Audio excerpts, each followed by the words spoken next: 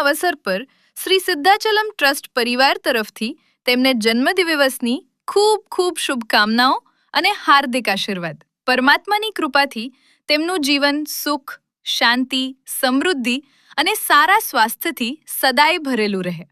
સ્મિત, તમને જન્મદિવસની ખૂબ ખૂબ શુભકામનાઓ. જો આ વિડીયો તમને પસંદ આવ્યો હોય તો જરૂરથી લાઈક કરો, શેર કરો અને તમારા પરિવારજનો તથા મિત્રો સુધી પહોંચાડો.